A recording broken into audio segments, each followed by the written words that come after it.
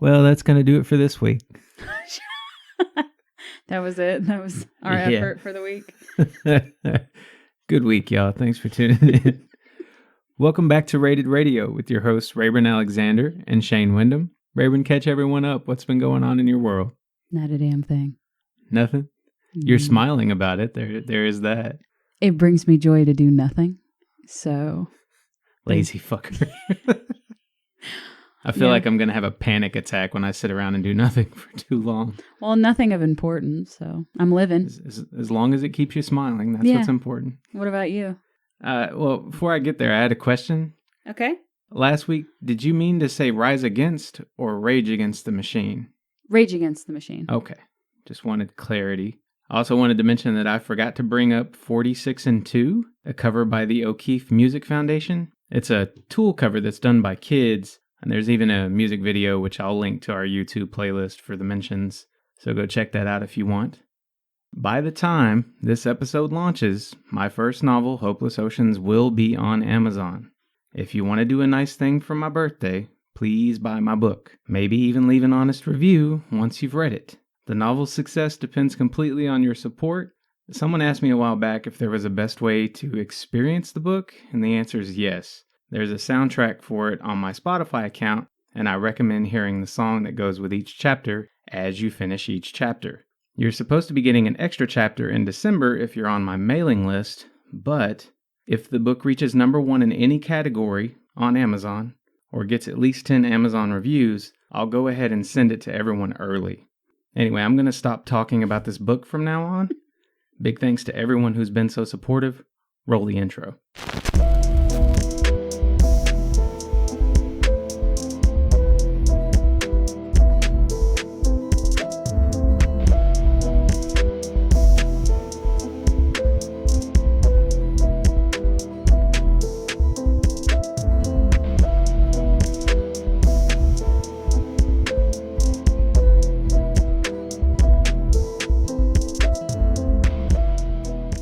What? Nothing. What?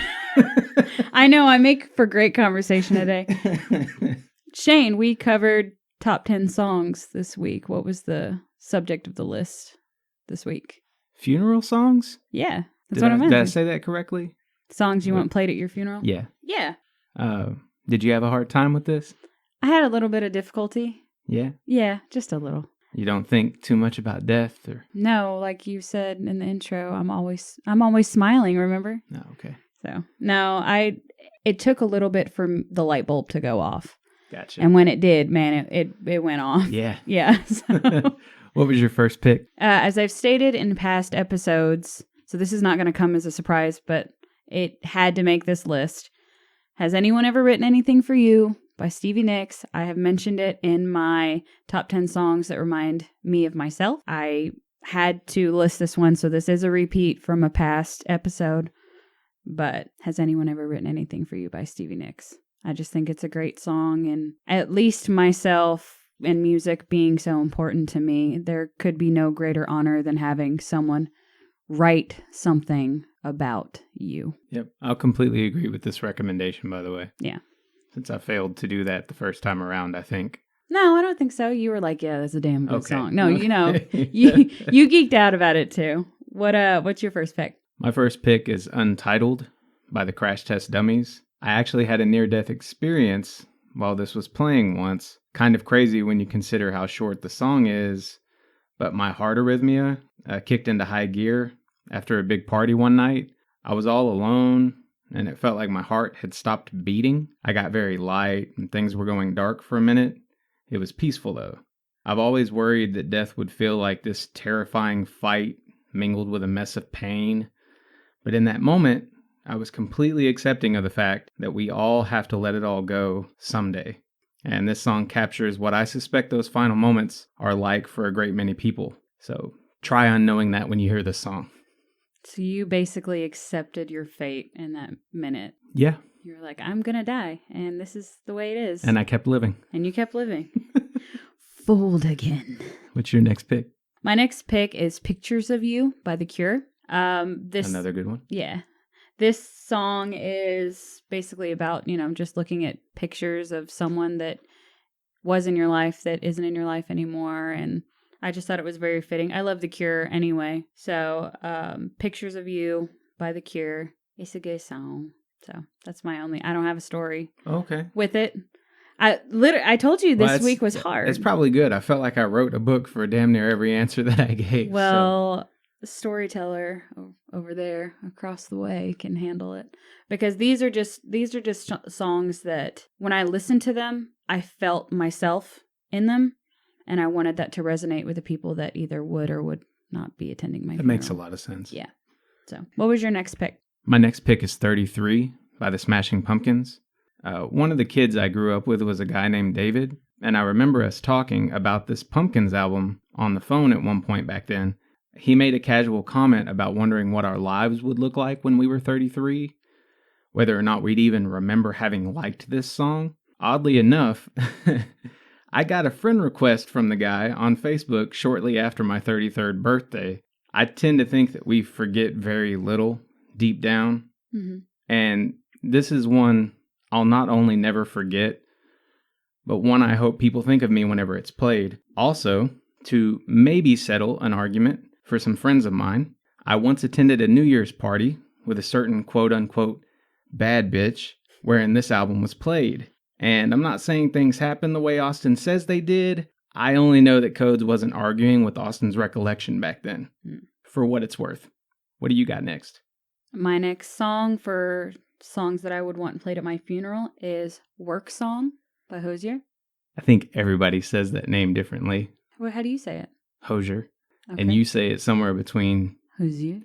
Katie said Hozier? I can't even... I think I bounced... It's like the Rihanna, which, by the way, it's Rihanna. For those of you that don't know. Rihanna, that's just fittingly sexy. Yeah, but I mean, that's not the way she says it. Blue makes sure to correct me every time I say Rihanna. He's like, it's Rihanna. She said so herself. So out of respect for Rihanna, I'm going to say it like that from now on. Anyway, Work Song by Hozier. Okay, whatever. The first couple lines in the song, you'll get exactly why that is my choice. It's talking about like when you die or a loved one dies and how you just kind of want to be where they are, right? Correct me if I'm wrong. I'm trying not to sing. I'm having trouble over here because for some reason the Take Me to Church song is in my head, so I'm in completely different territory Not right that now. one. The When My Time Comes Around, Lay Me Gently in the Cold Dark Earth. You love that song. So yeah. I still think it's about sex. If it's about sex, hey, I mean... It's probably about both. Anyway, Work Song by Hozier. Good. I wasn't correcting you, by the way. No, I know. That's just how I say it. I have no idea how it's actually said. I know we have a history of Rayburn mispronouncing things and Shane being like, actually, Rayburn, this is how you... Yeah, this isn't one of those instances, though. What's your next pick? My next pick is Awakening by May. There are only so many things a person can be, can love, can experience in a single lifetime. This song captures how I feel about all those paths not traveled and those missed romances. The world is quite silly when it comes to how we allow ourselves to be so limited in such things, and this track was always my outlet. I'd never be me if I allowed myself to leave the world without acknowledgement of all those things I never got to be. Next pick. Damn, that was heartfelt. Choke me up over here. My next pick... Okay, so two things. It wouldn't be a Rayburn list if some sort of soundtrack song did not make the list. Is this Disney? It is Disney. Okay. All right. God, I hate that you knew that. Okay. And another thing, it also wouldn't be a sad playlist without a little bit of Sarah McLachlan. So, Disney, Sarah McLachlan, think about it. I'm thinking of Spirit, Bryan Adams, and Sarah McLachlan. My next pick is When She Loved Me by Sarah McLachlan. It is from Toy Story 2. This is the song that plays when Jessie thinks about Emily, her original owner, and how Emily just sort of left her by the wayside. The reason why this Sarah McLachlan song got my pick is this is what I hope people would think when thinking about me. I'm the she, and I try to love and take care of the people that are important to me in my life. Not all the time is that appreciation reciprocated, but if... Are you coming at me right now? No. No. But this song sort of reiterates the fact that I loved the people that I tried to make feel important, and I took more time than probably needed to or necessary to try to make sure I let them know that how much I love them. So this song was just me letting them know, hey, regardless of what you did, I will always love you, and know that I loved you like till the day I died. So anyway, moving on. That got a little deep. Yeah, I had to choke the listeners up after what you did. Let's just keep this depression train rolling. Yeah. Choo choo. All right, well, my next pick is not depressing. Okay. Not depressing at all. It's the song Fragile by Sting. Mm-hmm. This song will forever be linked in my mind to the 3D sonogram of my son, because I put that video to this track on YouTube. So yeah, it kind of cemented that for me. But a little history, I discovered this song thanks to one of my favorite authors, thinkers, humans, whatever you want to say, Seth Andrews. He once wrote that he wanted this to be played at his funeral, and I get it completely. The guy's temperament, outlook, etc. is so much like my own, and I'm glad that before I died, I got to meet him and let him know that I thought he was every bit as important to minds like mine as the likes of Christopher Hitchens, that seeing him speak felt like justice done to my having missed Hitchens speak before his passing. What's your next pick? My next pick is The Ghost of You by My Chemical Romance. I wanted to put Helena in here just for the music video's sake, but I couldn't because that's not where my heart fell. Ghost of You is a song about a soldier going off to war and basically saying that he's never coming home. He knows going into it that he knows he's not going to come home. So that all that remains is the ghost of himself or the ghost of his girlfriend or wife or whatever that he's leaving. So I just thought it was fitting. Never Coming Home, Ghost of You by My Chemical Romance. I kept waiting to find out that you were secretly a soldier in the military or something.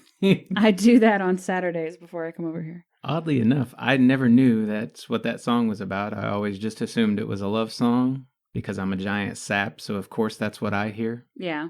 The music video might also sort of reiterate that because it's like set in like the 1930s and they're like at like a dance for soldiers. Right. And it's shot so well. Like they're out there dancing and then all the soldiers leave the girls out on the dance floor and then this flood of water comes in and then they're on like the beaches of Normandy. Is it Normandy? I think I've seen this. Yeah. Their vocalist is one of my favorite vocalists, by the way. Gerard Way? Yeah. Oh, I didn't know that. Love that voice. Yeah, he's good. You should watch Umbrella Academy. Anyway, what's your next pick? My final for the first half is a song called Beyond the Pines by Thrice. This song puts a voice to something I can't help understanding, and that's that we're little more than the universe trying to understand itself. We're all connected in that way. Everything we ever think of as beautiful is also a part of us. The death of stars, like those we gawk at in the night sky, are what made us possible. We come from the same place, and we're all going in the same direction. I remember my manager at Blockbuster once telling me that he had a feeling this band would eventually write a song that would make my top 10 all-timers list. Gotta tip my hat to the guy, because he was right in a big way. You ready to get to the artist? Oh, yeah. All right, we're going to start with Chris Stapleton. Okay. You good with it? I'm fine with it. All right.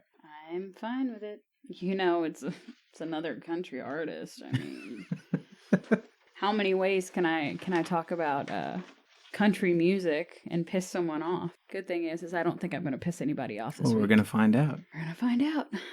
All right, Chris Stapleton. So let's clarify. Mm-hmm. This week was slightly different because Stapleton only has 3 albums. Yes. So we only did 3 albums for each artist. Yes. So the first album that we covered by Chris Stapleton was Traveler from 2015. This got my top album. I gave it 8 5s. My top track was Tennessee Whiskey, and my bottom track was It 26? Really? Dude, There were so many good ones. You know why I picked Tennessee Whiskey. Yeah. You know, Rayburn was late to the Tennessee Whiskey game. I'm going to go out on a limb and guess that bottom tracks are somewhat irrelevant for this artist. Yeah, his bottom track was still a 4. None of these albums, no song on any of these albums got below a 4 for me. None of them got below a 3. Yeah. So the bottom tracks aren't as though we're knocking these songs in any way. No, not at all. I'm pretty sure I listened to Was It 26 on the way over here today. Well, there you go. This album also got my top pick. It had 14 tracks. 13 of those got 5s from me. My top track was Fire Away. And my bottom track, even though I really like it, it's Daddy Doesn't Pray Anymore. That was close. I think I gave that one a 4, and I was like, do I want to do Daddy Doesn't Pray or Was It 26? It's one of those songs you can tell it's telling a story, and I wondered if it was going to be something that I wouldn't want to hear again after hearing it the first time.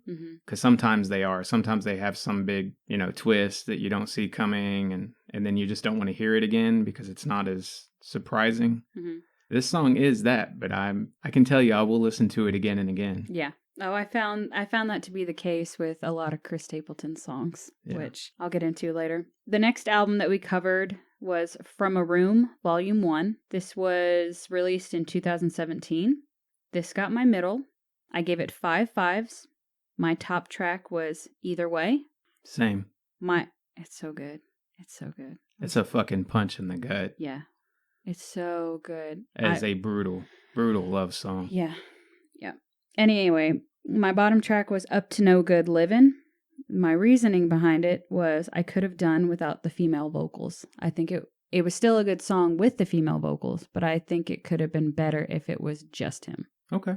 What was yours? My bottom track was Without Your Love. Still a really good song. It's just if I had to pick a bottom, there it is. This was actually my bottom album of the 3, and I only gave it 4 5s. Okay. So you actually reviewed this one better than I did. I know. Look at me. Look at me go, Mom. You can do it. It's country. The next album was From a Room, Volume 2. This was also released in 2017. So he did a lot of writing this year, which he's known for his songwriting capabilities before he even started performing. He wrote songs for numerous amounts of country artists and Adele at one point. So he even did some stuff with Tom Petty when he was still alive. Tom Petty dissed country, and Chris Stapleton was like, here, let me write you a letter on why you're wrong. So he did, and Tom Petty was so impressed that he asked Chris Stapleton to join them on tour and perform a little bit. That's cool. So yeah, he got to do that right before he died, and he said it was like Chris Stapleton said it was like the highlight of his career. So anyway, next one, I already said From a Room, Volume 2, was released in 2017. This got my bottom. I gave it 5 5s. My top track was Nobody's Lonely Tonight. My bottom track was Drunkard's Prayer. Okay. This was my middle pick. I gave it 5 5s as well. My top track was Trying to Untangle My Mind, and my bottom track was Scarecrow in the Garden. Really? Yeah. What did you give it? It was a 4. It was still a 4? Okay. Yeah. I think the problem that I had is it talks about a lifestyle, farming. Yeah. I think that's not something that we're just having driven across the country, it just looks so desolate and so depressing that when I hear songs like that, it almost brings me down. Yeah. Because I get that song is supposed to be of that nature and for people who are living that sort of lifestyle. Yeah. It just didn't appeal to me as much. Still a good song, but it was my bottom track. Can I also say, I don't know if you agree, Chris Stapleton is a great road trip artist. Yeah. You put all these 3 albums, like you literally go to Spotify, press Chris Stapleton, shuffle all, and you are not going to be disappointed with how well his music ties in and flows with one another over long periods of time. Anyway. It's also a rare country artist where most of the tracks have something in the way of a guitar solo. Mm-hmm. There's a lot of attention to the musical instrumentation aspect of what's going on. Country music tends to have slide guitars and banjos and that sort of thing. It's nice here. Yeah, I no, don't know what I'm trying to I'm say. gonna, when we get into the questionnaire portion, I'm gonna reiterate what you just said, because I feel the exact same way. He's almost like a modern take on country music with appreciation for early, like, Hank Williams roots. So you can hear the appreciation for that older style of country, but he breaks the mold when it comes to that classic country formula sound that I don't appreciate as much. But anyway. Yeah, he colors outside of the lines. Yeah, for sure.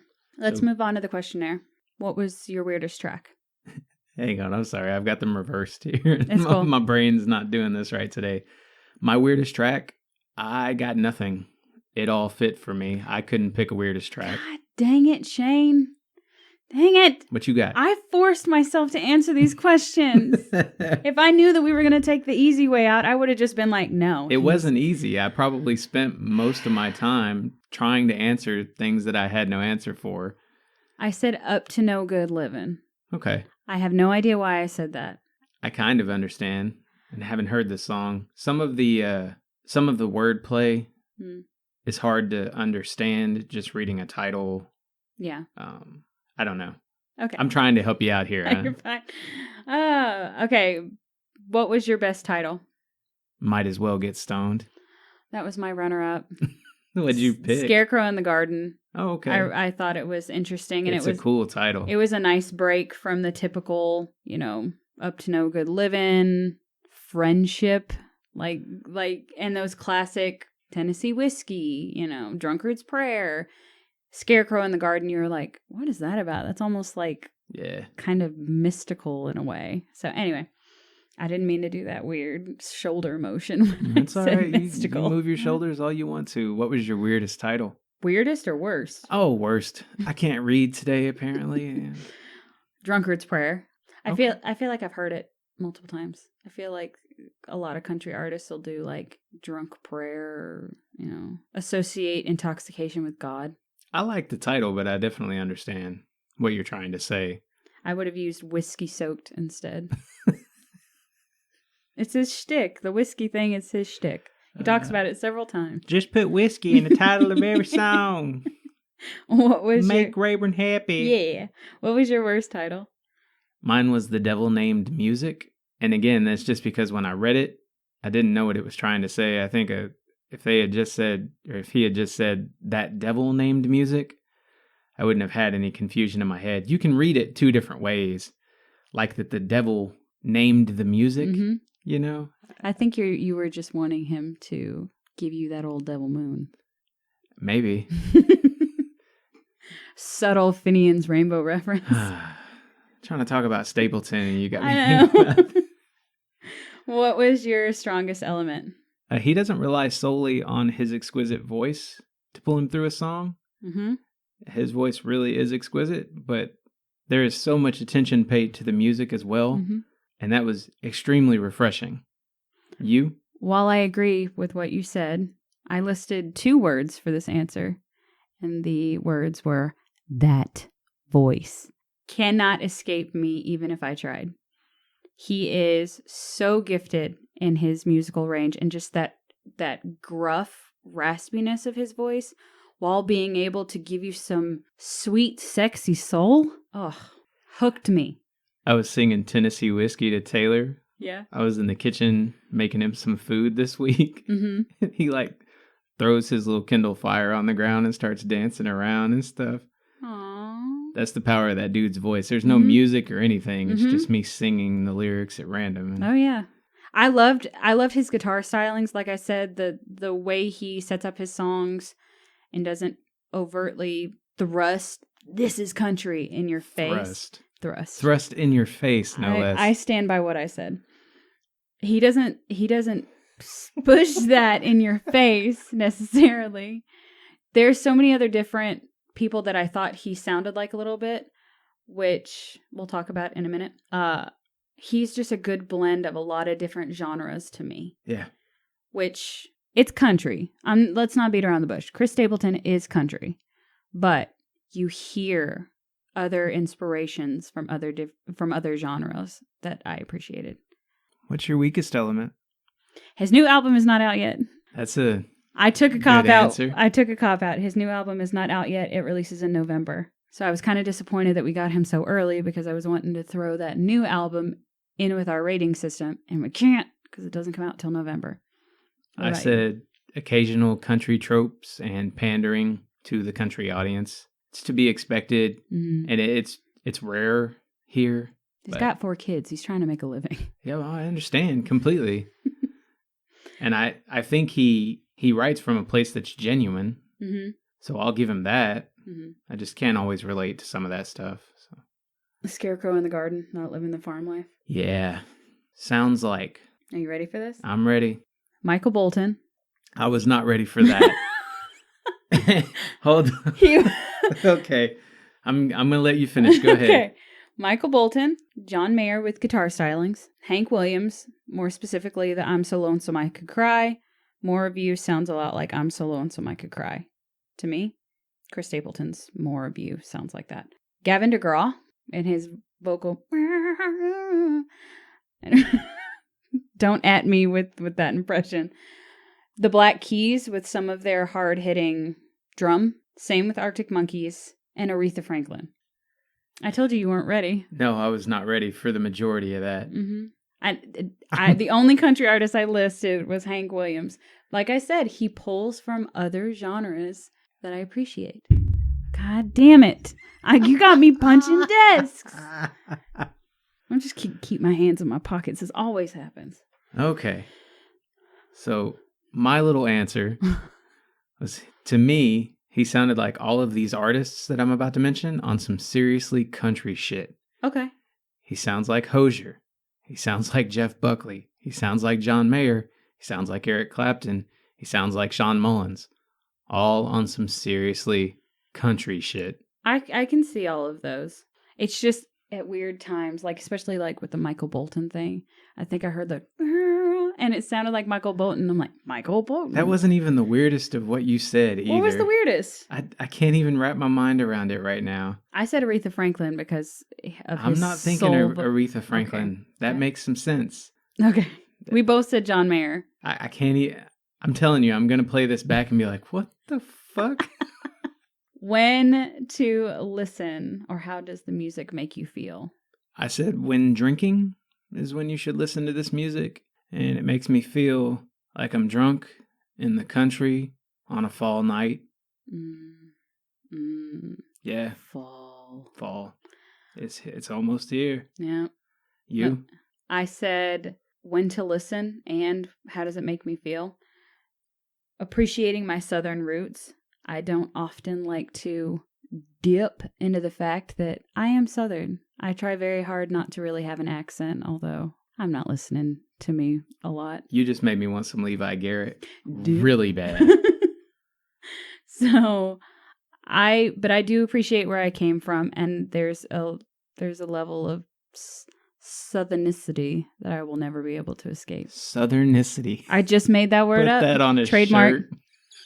Southernicity. What the fuck? Listen it. Southernicity.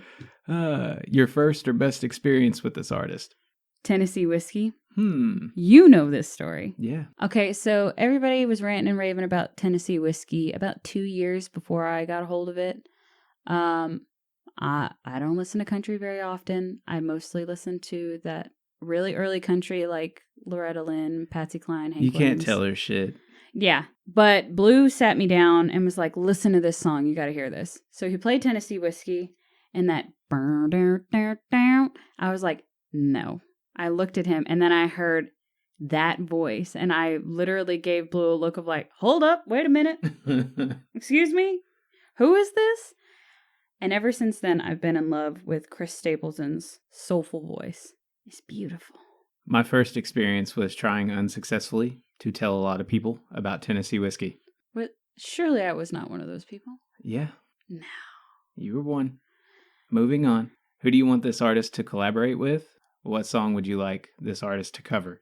I figured it out. I'm ready. Maybe I'm not ready. Let's do it anyway. I picked a song, not by the collaboration artist. Okay. I don't ever do this. I want him to collaborate with John Mayer. and I want them to cover Take Me Home, Country Road by John Denver. Why do you look afraid? It's John Denver. Yeah, I was just making sure because it didn't sound right when I said it. I'm like, deer in the headlights look on your face. I didn't want to be wrong. I was like, it's John Denver. Why am I not confident in my It's probably because John Mayer was right before that. Probably. It's another John. Yeah. So I found out later that Chris Stapleton actually did, at the end of last year, collaborate with John Mayer in concert. But they came up with a song. It's called I Just Remembered That I Didn't Care. John Mayer was like, Chris, I want you to come join me live on stage. Should we sing one of your songs or one of mine? And Chris Stapleton was like, let's just write our own. And they did, like a couple days before he showed up. And the name of the song is I Just Remembered That I Didn't Care. They also performed slow dancing. I might have to go listen to that. It's good. I won't watch it, but I'll listen to it. I don't know if it's on Spotify. I'm just saying if I can find it. Yeah, you can find it. It's on YouTube. I have a big problem with John Mayer live. Really? He makes some weird faces, and it just takes me out. It's far enough away. I don't think you'll care. Out. But yeah, John Mayer, Take Me Home, Country Road. That song is already so good. I think with their vocals and guitar stylings together, I think that it could bring a little extra to that song. Right. Especially a new modern take with two newer artists. Gotcha. What's yours? I said Alison Krauss. That's a good one. She is the person responsible for Union Station and a lot of the production to the soundtrack for Oh Brother, Where Art Thou, which incidentally is what a lot of Stapleton's music reminds me of, is that soundtrack. But listen to a song like Let Me Touch You for a While by Alison Krauss and Union Station, and yes, the poster is on the wall. I had to point to it in case you forgot. I don't want fop, goddammit. Dapper Dane, man. Yeah. We grew up watching this movie, and if you want to know you'll find out soon enough because he's going to be on. He's going to be our next guest, I'm pretty sure. If you want to know anything about my dad, watch Oh Brother, Where Art Thou, and then turn around and watch Sling Blade. You'll just about learn everything you need to know. Yeah, I loved the years of Mike, his brother, showing up to family events and continually telling him, I can't watch it and not think of you. Oh, yeah. Because every time we get to that part where he's like, I got this there. God. You got them depression on. Yeah, they got this depression on. I got to do for me and mine. I'm going to RUNNOFT. Yeah. That movie is so quotable. It's so good. Okay. Anyway. Okay, you said horrible. That I said horrible? Yeah. You said that movie is so horrible. No. And you. No, it's not horrible. It's so good. It's so good. Fuck me, man. The song I would want Stapleton to cover is The Old Violin by Johnny Paycheck. Go listen and you'll understand why. That's all I've got to say about that. That's all I've got to say about that. What makes this artist seem unique? He highlights the overlooked aspects of soul and bluegrass in country music. Modern country tends to lean more into the pop elements and that cookie cutter formula. You're not breaking the mold completely with this, but you are getting so much blues, soul, bluegrass I just had infusion. A realization. What? And I think you're the cause of this realization. Maybe I don't really like that pop country sound. Maybe I like bluegrass. Were you here when I sat everyone down to do ratings? No. There was an event at one point. We were drinking, and I just randomly decided that we were going to listen to bluegrass music, and that's what we listened to all night. Because when we turned it on, it was I don't think so. Surprisingly good, and we didn't want to turn it off. I don't think so. No. Toby had to have been here. Give that a shot sometime. Okay. Yeah, I think I'm just now realizing that I think I lean more towards bluegrass in the country genre because we so effectively talked about bro country. I don't think I'm a fan of bro country. I like a lot of it. I forgot to say that Alison Krauss is also responsible for Nickel Creek. Oh, I was going to say Whiskey Lullaby. She's also in that. Yeah. Which made your list made that the song that made your list, that other depressing list. Anyway, your answer. I said what makes this artist seem unique is his voice and modern take on a southern country sound.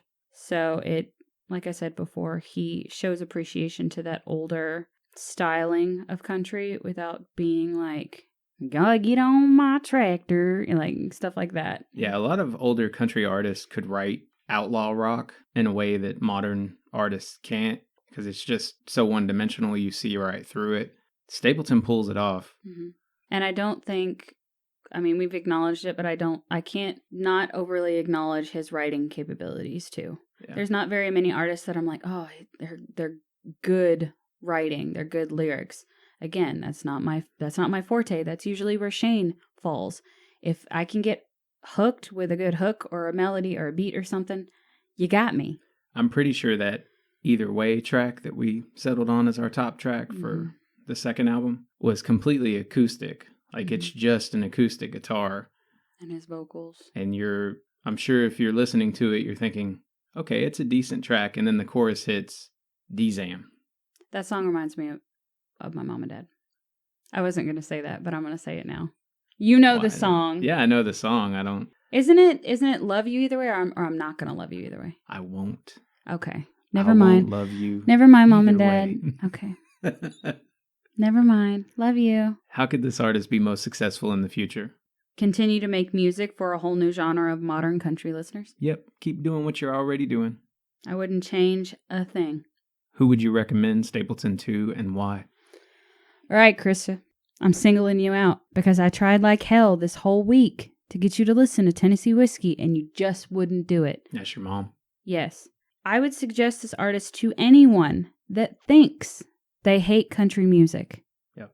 My answer literally says people who say they hate country music. I was one of those people. Thanks, Mom. It was of no real thanks to you.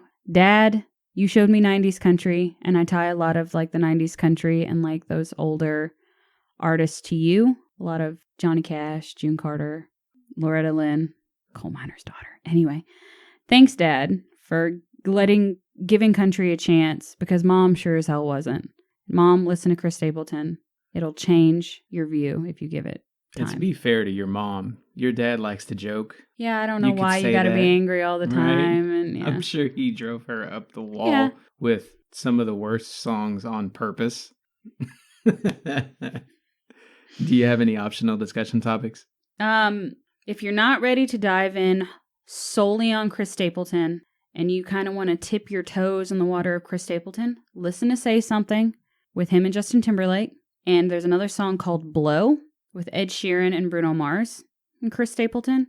You don't think it would be what it is. I haven't heard either of these. But Ed Sheeran gets into his like rock aesthetic, and then Chris Stapleton, they each get a verse. It's Ed Sheeran, Chris Stapleton, and then Bruno Mars.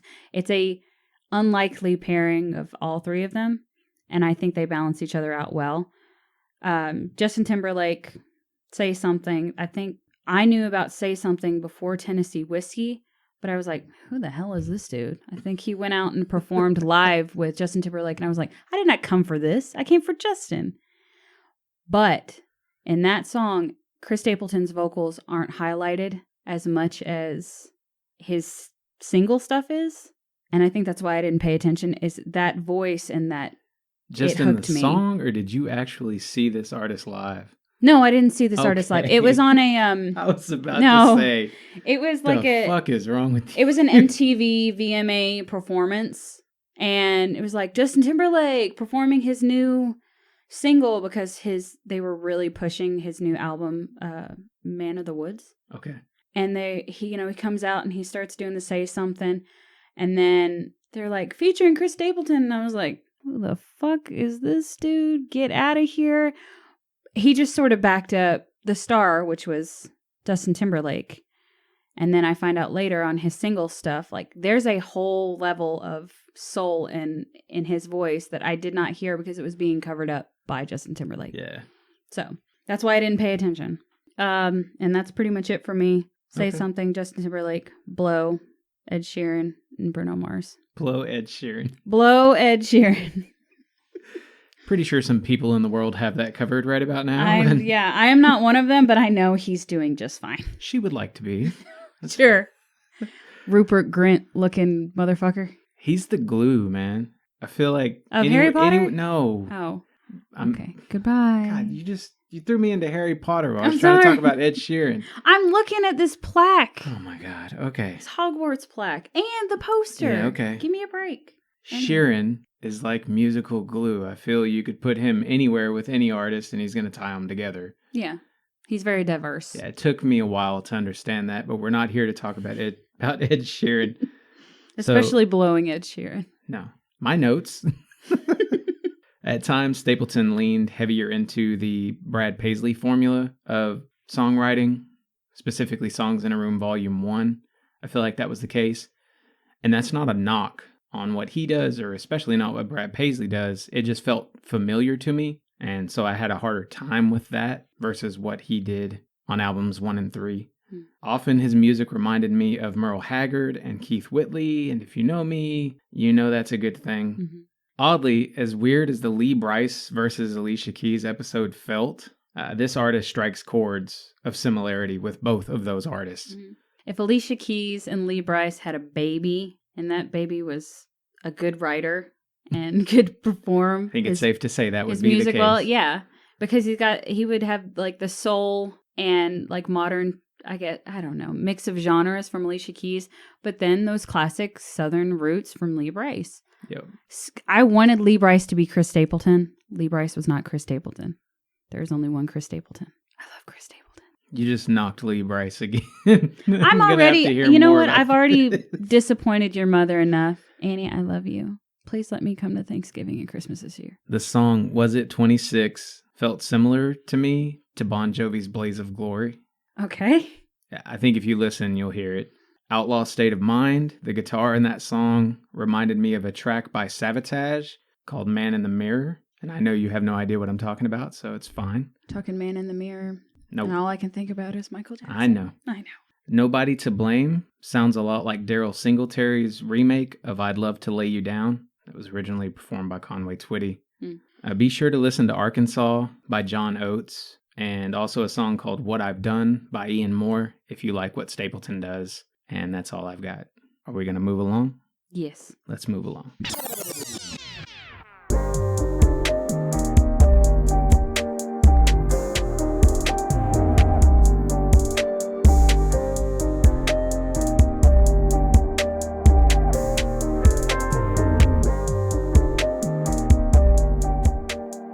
I'm going to let you go first with your song suggestion or recommendation of the week.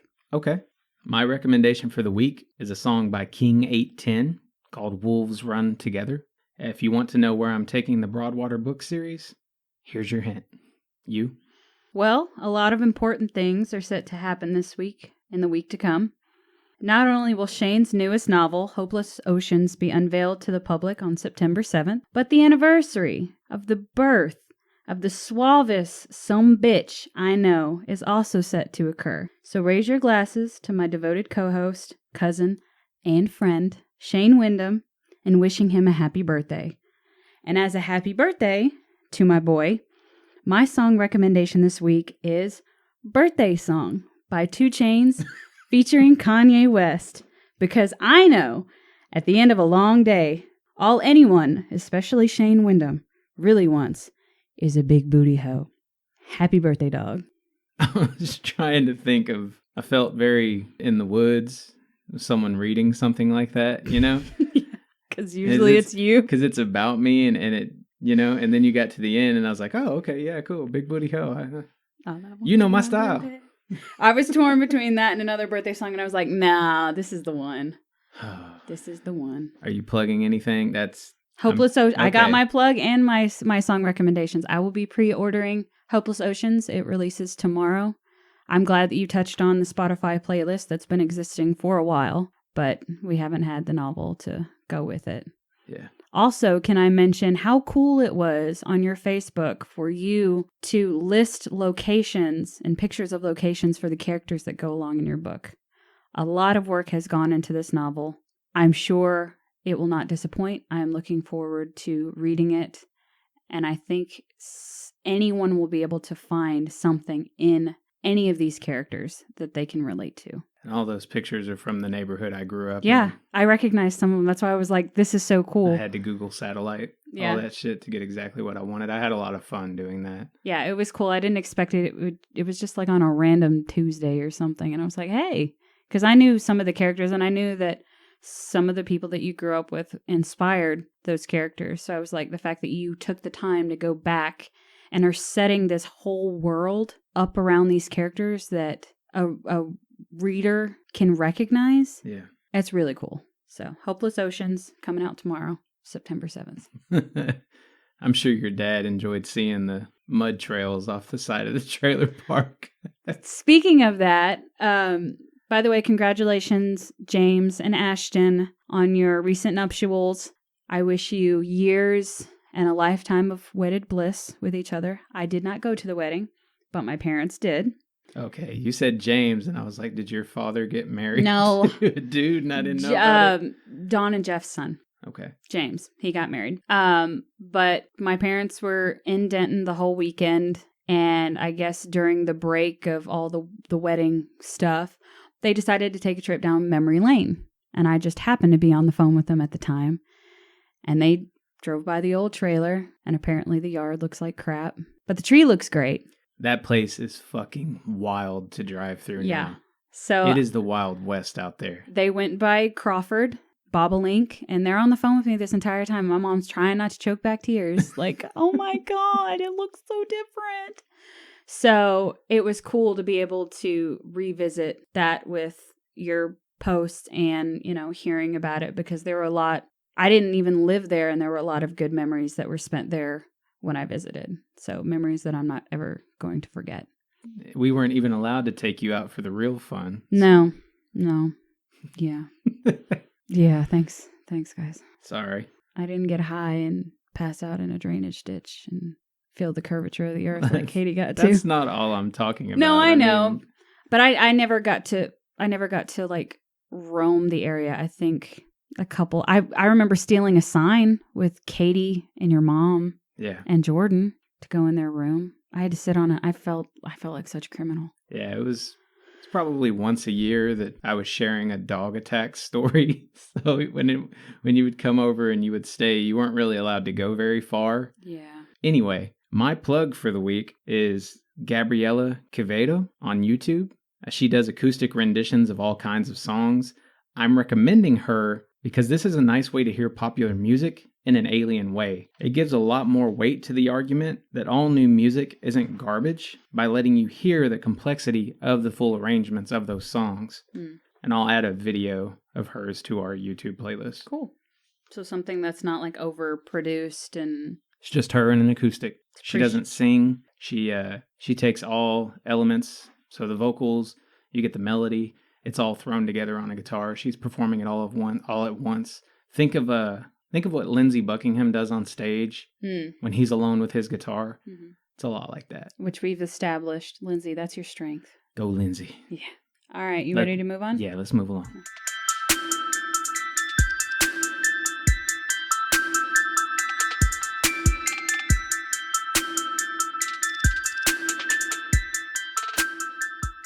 I'm glad we had 3 albums. This week was stressful as hell for me. Yeah, I was going to say, I'm glad that it kind of worked out that way, because with the book release and everything, I've been telling you this whole time, do not overwork yourself. Do not overstress. I know. Had to. I know me saying that, you still were doing that. You live your life pretty much in constant stress of a different project. So. Yeah, but I love what I do. Second artist we covered was Godsmack. Godsmack.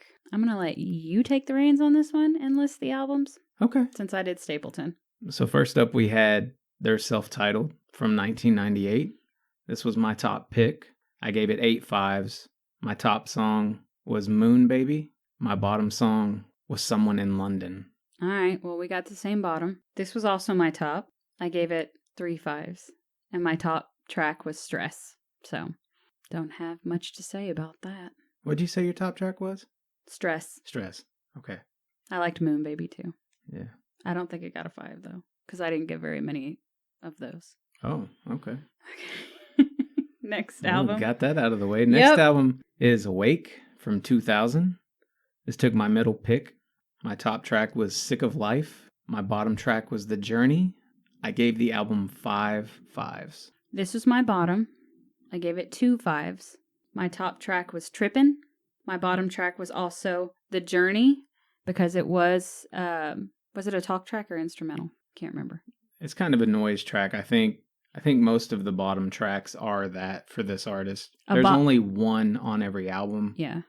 Well, as a runner-up, because I feel like I'm being unfair to the instrumental tracks or the talk tracks. I want to diss 2 songs. Let's get to it. Vampires was my runner-up. I wanted to give some thoughts, but I'm not going to do it. Give some thoughts. We have time, man. My memory of Vampires was, this is a lot of potential in a song title, and I don't think it got there for me. Okay. Maybe I'm misremembering. Who knows? So it was Never Ending Story. Oh, don't start with Never Ending Story. That is a fantastic song. Okay. Sorry. With a great melody. I just wanted to bring that up. Let's touch on that. The third album we covered was Faceless from 2003. This fell to the bottom for me. I gave it 4 5s. Top track continues to be I Stand Alone. Bottom track was The Awakening. Holy hell. Well, we got the same top track and bottom track. Cool. This fell in the middle for me, and I gave it 2 5s. Well, all right. I know who your winner is. Yeah. Mine was Stapleton as well, but not by much. Okay.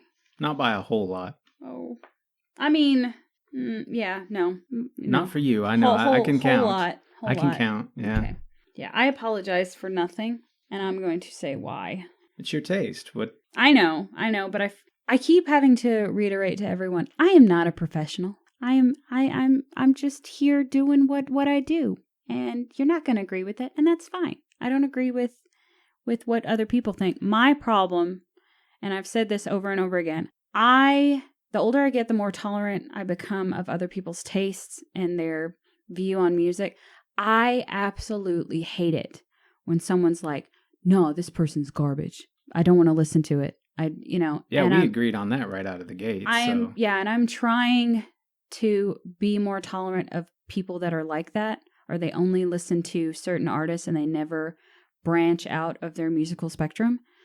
It is so difficult, though, because what do you say to someone that they're like, let me tell you why you're wrong? About your opinion. Yes. So I think further down the line, you might actually be more appreciated than I am because you're not harsher. Your 5s are more difficult to attain, I feel like, than mine are. Yeah. So a lot of listeners may lean eventually on that, not on... When I give a perfect score, if that ever happens, it's going to be some real shit. There's going to be confetti cannons going off in here. It's going to be something I give like 2 5s, I bet. It'll be the most boring shit I've ever listened to in my life. I'm ready for it. And you're going to let me celebrate however I feel fit to celebrate. By the way, it's coming, but I downloaded a clip app of different noises. Nice. I'm going to fuck you up. Okay. But I thought you might give a perfect score to Chris Stapleton this week, but that's the reason why I looked at you right before we started, and I'm like, oh, I don't have my phone. It was close. I really wondered if it was going to happen. I almost gave Traveler all 5s. And I will say that as far as Godsmack goes, this turned out a lot better than I thought it was going to. This actually turned out worse than I thought it was going to. Yeah? Mm-hmm. Let's move on to the questionnaire. All right. What was your weirdest track? Vampires. Although this past week I watched a lot of What We Do in the Shadows, TV show on Hulu based on the movie by, I always mess up his name, like something White I don't know. He played Krog in in Thor Ragnarok. He's hilarious. You may as well say it's old Greg. I have no idea what you're talking about. Some people might. What was your weirdest track? The Journey. Something, I think that introduced a song, but it didn't match the sound. There was something about it that threw me off. I don't know. Your best title? Moon Baby. That's a good one. I thought it was cool. My favorite's I Fucking Hate You. That's a good one. Because you know I'm going to listen to the song. Uh-huh. And I do love that song. What was your worst? Changes. There's enough to contend with. You've got Bowie's Changes, Black Sabbath's Changes, Tupac's Changes, without throwing... And those are far superior songs. Yeah. They're better. And what would you have used instead? Another weak chorus. Damn, that's harsh. I don't think I was that harsh. What was your answer? Mistakes. And I would have just called it something different, like Same Old Mistakes. Just more words? Just That's more. what you wanted? Well, they say same old mistakes in the song. I just think same old mistakes would have been a little bit more interesting than just mistakes. She saw it and thought, yeah, listening to this is going to be a mistake. Well, you said it, not me. Anyway, what was their strongest element for you? Their drummer kind of steals the show. I don't know, because the lead vocalist is also The drummer. a spectacular drummer, yes. I've actually already added a video to our YouTube playlist of them going back and forth on stage for about 8 minutes. Phenomenal. But I don't know if the drum complexity that I'm hearing in most of the songs, if it's because Sully is playing drums too, or if their drummer is just that fucking talented. Yeah. Either way, it goes much further than the rest of the group tends to. That's how he started out his career, was being the drummer of another band. And apparently the lead singer was a pretentious asshole that was a spoiled brat. And they kicked Sully out of the band for, I guess, not agreeing with the lead singer. So he was just like, screw it, I'm going to be the lead singer of this other band. And I guess, I say he ditched the drummer aspect of it, but we all know that that's not the case. He's got a great voice. They've got a great sound. The drums just tend to be what I'm paying the most attention to because they are more complex than the rest of what's going on. I said guitar riffs. Okay. So like that, it takes me back to a time when that style of guitar riffing was popular. I highly doubt Joseph's going to hit our social media with anything negative about what you just said. But there's a possibility? No, there's a possibility I might say something negative about what you just said, but I think I need to keep in mind the same thing that Joseph needs to keep in mind. That's my brother-in-law, for listeners. He came onto our social media to defend Tool. We agree about Adam, Joseph. We agree. He's very talented. But what the two of us need to keep in mind is that you're not a guitarist. No. You're not someone who plays guitar. No. So measuring complexity... I'm an unbiased perspective. To a degree, I think. Yeah, to a degree when it comes to guitar riffing. Yeah. So what would you say is their weakest element? The lyrics can be vapid in places. It sort of sometimes sounds like just some things you scream when you're angry. Okay. Right? Like just off the cuff shit I'm screaming. Like the sheer number of times they say "get away" on that first album. Yeah. Across different tracks. Yeah. And then the other part of my answer is some over-reliance on power chords in the guitar riffing, which is fine. I like power chords. I like their usage. I like the sound of their guitar. It makes sense why you said what you said now. I just want more complexity. As a guitarist, I know the majority of what you're doing is holding one finger across a number of strings and just moving your hand. Yeah. There's more to it than that, but there is a little bit of over-reliance on those power chords. At least from what we've heard of their discography so far. I said same song formula. The biggest issue that I had when listening to Godsmack. You got Godsmacked. You got Godsmacked. Godsmack Everlasting. was that it was repetitive, and not repetitive in the way that irks Katie so much. That was a sideways comment about Katie. It was just. A lot of them sounded the same. Yeah. And even the ones, I appreciated Voodoo for being different, even though that whole chorus sticks with you and it's just, you get stuck in your head. Yeah.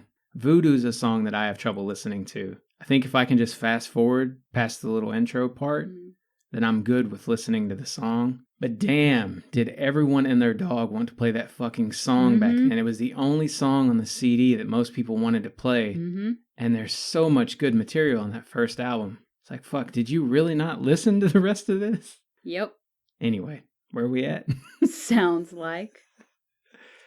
I said Seven Dust. If you listen to Home, the title track from the Home album by Seven Dust, you'll hear the similarities. The thing is, Godsmack is less complex. But Godsmack, I think, is trying to have more fun. They have more mainstream appeal. They want you banging your head and enjoying it while you're doing it. They want a release for you of some sort. Oh. Whereas, man, you are all up in the gutter today. I'm sorry. Go blow Ed Sheeran down. I'm sorry. Can't help myself. What was your answer, horny girl? I said Buck Cherry, Drowning Pool, Disturbed, and Seether. Good picks. Thank you. I like to think that I know at least a fraction of what I'm talking about. Yeah. What would you, when would you listen to it, and how does the music make you feel? Oh. All right, keep it under wraps here. Okay, don't start giggling at me again. But when you need to blow off some steam. Because you said blow. Yes. Okay. That's when I would listen to the Godsmack stuff. And the music makes me feel like an Alabama man. If you have no idea what I'm talking about, go check out our YouTube mentions playlist. It's a clip from South Park. I said, makes me feel sweaty and like I want to chug a $10 shit beer. Shit beer. Shit beer. Like in an outdoor venue. I'm not a beer connoisseur. Don't be throwing this shit at me. No, I don't know what you're talking about when it comes to beer. You remember talking about Harold? Yeah. Missy's boyfriend. He was an alcoholic. Mm-hmm. And Schlitz was his thing. And I still can't handle that beer. I was thinking about like some hot Busch Light beer that you've been leaving in the back of your car. You're in the right vicinity. Okay. That's for damn sure. Yeah, that's what I'm thinking of. It makes me feel like I'm in an outdoor venue. It's hot. I just want something to drink, and I got to pay $10 for this shit beer that I don't really want. That's how Godsmack makes me feel. Concert goers, if you're just coming onto the scene, please know that these days they actually do sell better beers at most venues. Yes. Than the shit beers. Yes. They are expensive. Yes. What was your first or best experience with Godsmack? Listening to the self-titled album at the Yellow House in Justin. It's funny that you say that because I said the cover art for that first album, you guys had it. And I remember seeing it in one of the vehicles. I can't remember if it was your mom's Taurus or it was some shit car that you had when you were younger. But I remember seeing it. Man, I didn't have shit cars when I was younger. What are you talking about? Okay. Someone had a shit car. My first car was a fairly souped up black Ford Contour. Then I don't know whose car it was. Beyond that, yes, I own shit cars. Okay. So I remember seeing that CD in one of the cars. And I remember hearing Voodoo, because that was on that album, correct? Yes. Last track. Yeah. So I remember that song was played quite a bit just because it's... And it's a good song. It's not a bad song.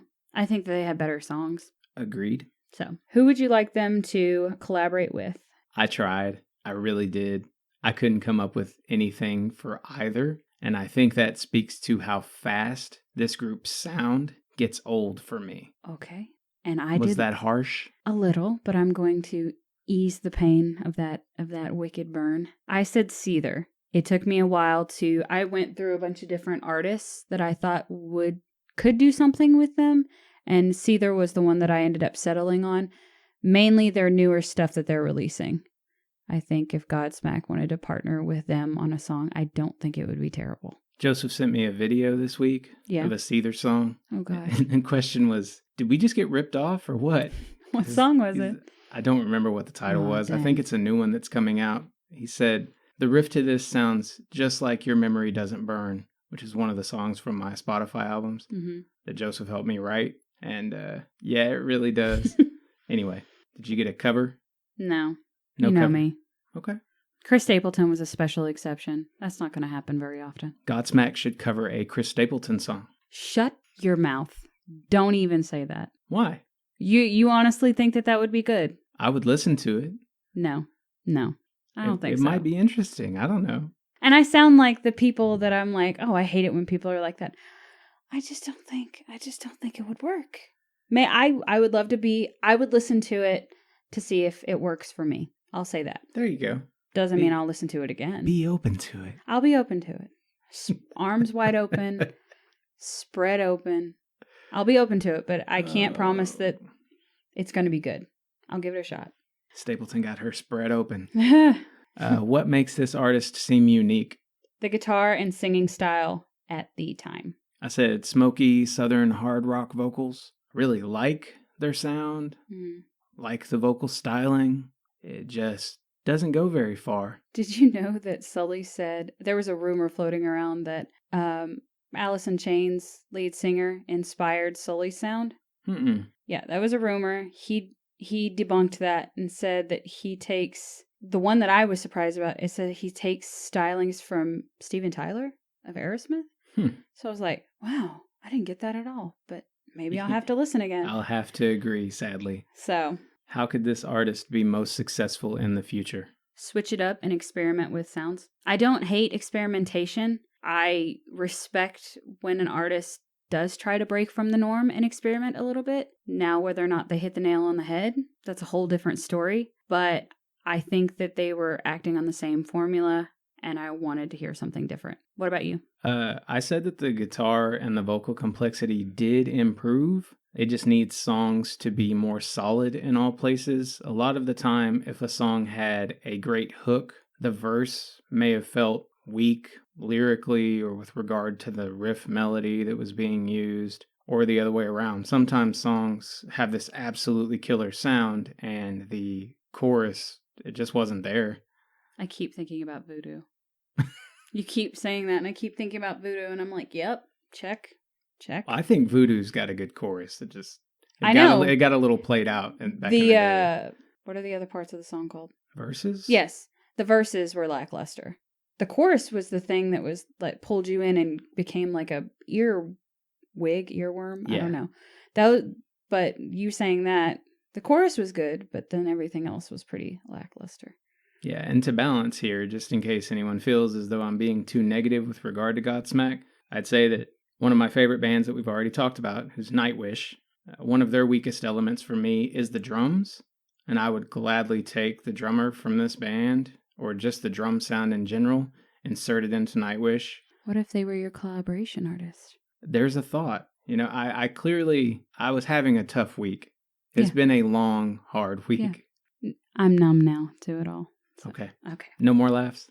Fine. There might be some. Be like that. That was weak. Who would you recommend this artist to and why? To anyone creating an alternative metal playlist. They're a staple for the music at that time. And I just feel like you can't have a playlist like that without Godsmack on it. Right. So, that's mine. I said someone just getting into hard rock. This is a good place to start, specifically that self-titled album. It is a classic for hard rock. Any optional discussion topics? No. I sounded bitter when I said it. I was picking up my sheet. I didn't want all my noise in your answer. I thought that was like, you're going to do this over. No. How did you say it? No. No. I'm done. I assume you have plenty, though. I don't have a whole lot. Okay. I'm paring down. I think I overload people. I'm trying to stop that. Really?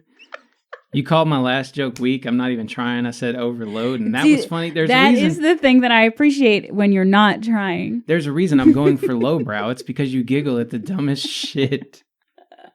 Some of our listeners are immature children at their heart, too. So some of our hosts are immature children at their heart. You're welcome. That's all I'll say. I know. I don't have a problem with it. I like it.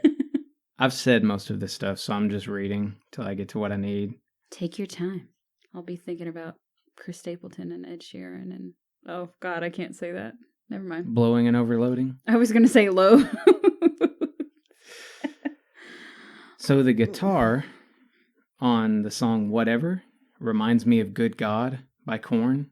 It's not a direct match, but you hear Korn's their sound in that song. That was another one of the bands that he said influences them. That makes sense. They definitely try to keep it mainstream. I don't know. Something I thought about that I didn't write down. Yeah. You know how people get all that shit nowadays for being someone that got tribal tattoos and stuff back in the day? Yep. That never really meant anything to anybody. They're just, I'm a frat boy. I'm going to get these tribal tattoos, right? There's no meaning whatsoever behind it. Blake's going to be very offended. That's what a lot of this music, I think, will be looked back on. Yes. As. Yes. Right? Yes. So I think it means a great deal to people who were there at the time when it was released. It's just not going to have a whole lot of staying power beyond the heavy hitters. Like I've said in the past, there is an age difference between us. It's not substantial, but you definitely were the demographic for music like this. Yeah, this was prime time for me. I was not. So that might make sense now. If you enjoy Godsmack, be sure to hear Big Truck by Cold Chamber, Destroy Everything by Hatebreed, Switchback by Biohazard, and Do You Call My Name by Raw. I could have listed 30 more songs here, but I did not. This is you whittling it down. That's correct. Good job. Shall we get on to the second half of our lists? Yes, sir. Let's do it. All right. My next song for top 10 songs that I want played at my funeral is Lazarus by David Bowie. This was the last song that Bowie recorded before his death, and it is very obvious he knows that it's coming. So wrap your mind around that. Brutal. Yeah, first couple lines is "Look up here, I'm in heaven." Yeah, it's a good song though. But you can tell he knows that it's coming, and he's just, there's uncertainty and fear of the unknown. Nobody really knows. Yeah, nobody knows. So, what's your next Kind one? of terrifying. Yeah. What's your next one? My next pick is A Glorious Dawn. It's listed on Spotify as being by Carl Sagan because they use his voice throughout. Mm-hmm. Technically, it's by Melody Sheep. They're also using the title of Symphony of Science. The guy who actually does the music, his name is John Boswell. Super talented. Check out all of that stuff anywhere that you can. Anyway, this one's here because Sagan pretty much turned my entire life around. You meet a lot of people in life who seek depth in shallow pools of thought, and for a long time, that was me. I was desperate for deeper meaning until Carl introduced me to the knowable nature of the universe in which we find ourselves. One of my favorite things in life has been driving some of those closest to me nuts with my Carl Sagan impersonation. I hope I'm remembered for that, but more importantly for, as Matt Dillahunty so eloquently put it, wanting to believe as many true things and as few false things as possible. I hope you'll join me in that. What's your next pick? So, this is another soundtrack song. This is by Tim Curry from Rocky Horror Picture Show, and it's called I'm Going Home. It reminds me a lot of Pink Floyd. It is my favorite song from that soundtrack, and I know you've never seen Rocky. I feel like you're just trying to get me to watch this movie No. right I think you would like that song, but yes, Shane hasn't seen Rocky Horror Picture Show, but it's the song that Tim Curry sings right before he thinks he's going back to his home of transsexual Transylvania. Are you spoiling an entire film here? Yes. If you haven't seen it by now, I'm sorry about your life. Anyway, it's well, no need to watch the movie. he's crying, and it's one of those he's performing in what he thinks is a room full of people. There's nobody there. So, you're welcome. I'm Going Home by Tim Curry. That was kind of deep. If you hear it, you'll understand more. Yeah, it's not on principle that I haven't seen the film. I've just never got around to watching the film. If you made me sit through Finian's Rainbow, which, thank you, we should watch. We could have a movie night and watch Rocky Horror Picture Show. When I'm alone, I watch a lot of horror films. Okay. Because my spouse doesn't like to watch horror films. They give her nightmares. Mm-hmm. So that when I'm by myself, I've got this mass amount of horror that I want to watch. I'll still never forgive you for making me sit through the first 15 minutes of Annabelle. Nope. That's mild. No. You know my thing about dolls like that. You preyed on me and was like, I'm going to sit her down and make her watch first 15 minutes. Your wife had to hold my hand. What's the video game? Until Dawn. No, it's not Until Dawn that I'm thinking of. Until Dawn ruled. There's one where you're in a house and you're being chased by all these little dolls. Oh, They all have different powers. Like there's one where you look at it and it stops moving. Whatever it is, that game can go and die. We're going to play that No, game. we're not. No. No, we're not. All right. My next pick is Vincent by Don Mclean. While this was apparently Tupac Shakur's favorite song, I knew this song long before I knew that fact. Also, unsurprisingly, is that this doesn't remind me of my struggles with suicidal ideation. Instead, this song leaves me wrestling with how glad I will always be to have been raised in a home with Barbara, my grandmother, my mom's mom. She's a character to say the least, and left me less afraid to be whoever I actually am inside. This song used to play a lot on the oldies station when we'd be putting jigsaw puzzles together around Christmas time, and I wouldn't be her grandson if I left the earth without paying this bit of beauty forward to the rest of our listeners.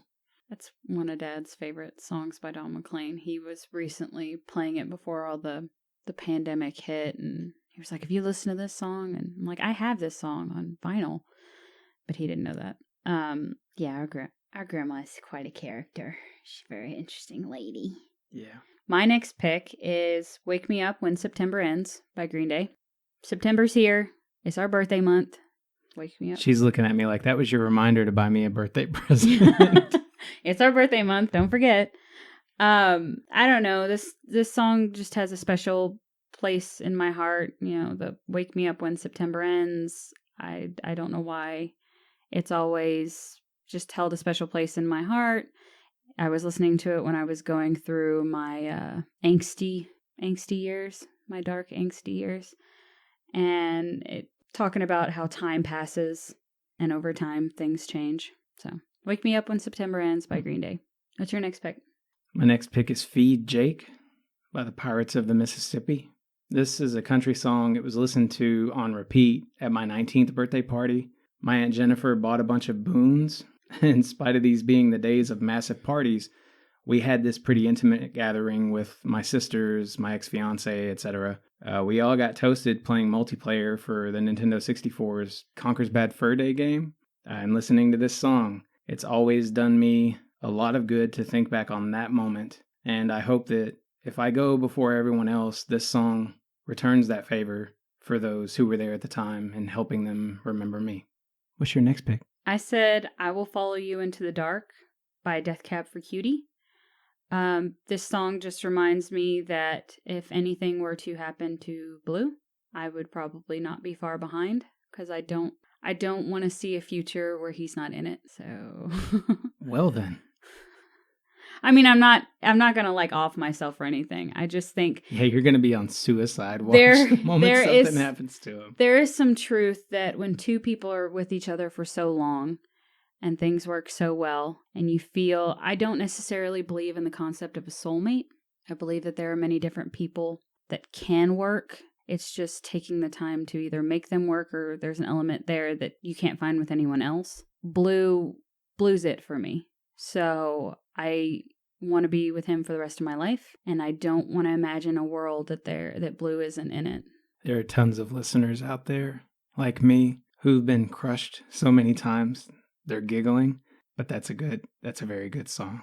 Okay. You're looking at me like, you sure you want to do this? No. Okay, yeah. Just, do you believe in the you are older at this point. You just sound wonderfully naive. I would give anything to go back in time. Would you say that the concept of a soulmate is real? No. Okay. So we agree. I definitely think there are people you meet who you will strike a chord with in a way that's going to be unforgettable. You're saying about living in a world without Blue, like without your significant other. No, I'm saying that I tend to be of the opinion that anyone can crush you. Yeah. Well, I know that. My days of thinking I would check out if not for this person. They're behind me because they have to be. And I know you're going for the romantic element of what you're saying. No, I know that there's a possibility that, my relationship with Blue could not work out. And would I be able to go on living without this person? Absolutely. I would hope that the same would be said for Blue. But if we spend 50 years with each other and this is it, if this is what fate or whatever, some underlying power decides that this is it, and we're that old, I think my years without him would be a little less significant. I can see that. So that's just what I mean by it. I'm not one of these like, oh my God, I can't live without, It came across that way initially. That's the only reason I was giving you hell. No, if I have a long, fulfilling life with this person who I want it to be Blue, but if it were anyone, I would hope that, I know that a piece of me, I wouldn't be complete. Ed Sheeran, if you're listening. She's ready to blow. No, Chris Stapleton, call me over Ed Sheeran. That's all I'm going to say on that. So, what's your next one? Well, then. My next pick is Champagne Supernova by Oasis. I've loved being a world-renowned seducer of women as a man and all. Suavest motherfucker I know. Yeah, that's a joke, by the way. I know. Just joking.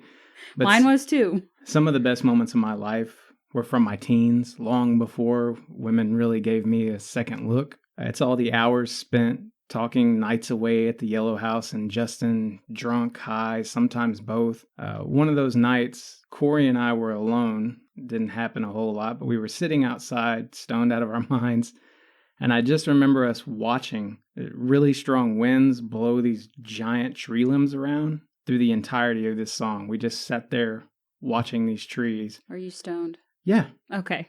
I had to ask. And, you know, I'm off in outer space, and I'm used to Corey having a good time and not really... Yeah. He'll throw you a curveball every now and then, and I think that's been missed by most people, is there's some depth there you're not really anticipating. Anyway, we finished the song finished, and he asked me if I ever felt like two people could ever lose large parts of themselves to the same place and time. Holy hell. Yeah. And 20 years later, I think it's safe to say the answer is and will always be yes, because part of me is still stuck there. Yeah. Watching those trees, listening to Champagne Supernova with my cousin. What's your final pick? All right. For those of you that may not know, I'm a theatrical person. Couldn't tell by now, so I'm wrong with you.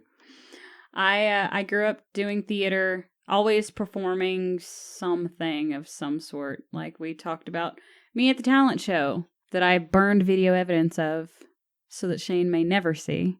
I honestly don't know where it is. But I did theater in high school, and then I did theater in college. I went to college on a theater scholarship. And I just thought this was fitting, not only because I love this band and I love this vocalist, but it was just fitting for me. It's The Show Must Go On by Queen, because after I'm That's a good one. after I'm no longer in this world, we are all just a blip on the radar of this very, very long timeline and spectrum. Without me in the world, it's got to go on, whether we all like it or not. We have our time here and then we're gone. Is that the one you thought I'd pick too? No, I thought you would pick Work Song, honestly. Hozier? Mm-hmm. So, did you pick that one? No. Oh, okay. Yeah, so The Show Must Go On by Queen. It's just empty spaces. What are we living for? That's some Floyd lyrics. Void? Floyd. Oh, yeah. I'm wrong. I'm thinking... Never mind. Okay. It reminded me of what you said when Katie was here. Is such and such the center of the universe? Or is it in our galaxy? Something like that. The star. Oh, okay. Yeah. Which occurred to me after the fact that the only way we're seeing a singular star is if it's in this galaxy. It couldn't even be in the Andromeda galaxy because... My favorite part was as soon as you said it, you go, nope. What's your last pick? My last pick is a song that I wrote called Violent Frailty. I wrote this song for one of my best friends, Amanda, and never told her about it. Yeah, so if she's listening, this will be news. Not necessarily why this is here, but as a little backstory, she'd spent a long time in an unhealthy relationship, but used to come watch space documentaries and things like that with me. Mm-hmm. My plan was to have her sing it with me on tape, but life did its usual getting in the way. Anywho, when I pass, I hope people hear this song as my message to our species. This is your life. This is the only shot we're guaranteed at realizing our dreams. Step up to the plate. Damn, dog. That's deep. We got deep. I like to go deep. I was hoping you'd say something. I'm going to save it. I'm going to save it for another episode, but... Okay. Lord, if those lyrics... What? What lyrics? From your song? The My Dick Goes Deep lyrics. All right. Oh, yeah. Okay. You ready to draw for next week? Yeah. Okay. Sorry, I felt like I needed to come back and load that with others. Oh, and I get all the shit for making comments like a 12-year-old boy over here. You're just as bad. I just made it sound like fucking pushing something I'm not. You know what I mean? Yeah. Anyway, listener jam jar. Here we go. By the way, feel free to give us more suggestions on any social media platform. We are looking, we are listening, and we will make sure you are taken care of. Yeah, we've got quite a few, but we would always like more in this jar. I'd like to see it about half and half, and we ain't there yet. Yeah, no. So feel free to just say anyone that you want to hear. What? So this is a Katie recommendation again? She gave me a bunch. Oh my God. All right. Corn. Oh, I'm not mad at that. Me either. Should go without saying. Yep. Now let's not get it confused. Okay. Now for the real deal jam jar. God damn it. This makes me nervous every time. There's so much in here. I know. Oh, God. Twisted. Twisted. Yeah. That was a you suggestion, because it wasn't me. Yeah, I know. Okay. Like I said, there are still a few of our specializations in here. I'm surprised we're pulling so many. Are they close to the same genre? They're weird. Okay. Twisted is, they were a rap group signed by Psychopathic Records Okay. on Insane Clown Posse's label. Okay. It's going to be an interesting week for you, Yeah. I have a feeling. And I assume we're going back to the 5 albums per artist? Yep. Okay. Just wanted to make sure, wanted to know what I was getting myself into. This next episode will finish out our bracket of 16 artists before we have to do a special episode and see which of all these artists we've covered takes our top picks, that sort of thing. So get ready for interesting conversation for sure. Yeah, a different type of format coming up in the future. Yeah, I haven't necessarily had to defend why I feel the way that I do, so it should be interesting. I wouldn't mind doing like a loser's bracket of some sort, because there have been some odd versus things anyway. Oh, yeah. I think the most perfect verses that we've gotten was Within Temptation and Tool. I think that they worked. I think that they worked better than some of the other ones. JoJo and Britney Spears, maybe. That was a no contest for me. I know. Is there anything we missed talking about? Happy early birthday, Shane. I appreciate you. Again, if you want to get me something for my birthday, just buy my book. And I promise I'm done talking about this. It's just, last year, for instance, I published 21 books. I do a bunch of journals and poetry collections and that sort of thing. This year, this is what I've got. What is it with us and doing shit in September? It's our birthday month. I know, but like, I went to Japan last year. We bought our house September before last year. Planned that baby shower for my niece. Why do I do this? Why do we do this to ourselves? Our way of celebrating our birthdays is putting ourselves under more stress. Yeah, that's adulting. That's what passion does to you. It's worth it, though. We both got the passion. It's so worth it. Yeah. Anyway, I hope everyone's having a great week. That's going to do it for this week. So come find us online. Let us know what you want to hear next, because it's what you choose to share that ultimately makes your melody unforgettable. You can email us at rated_radio@yahoo.com. And with that, we're gone again until next time. Bye, people.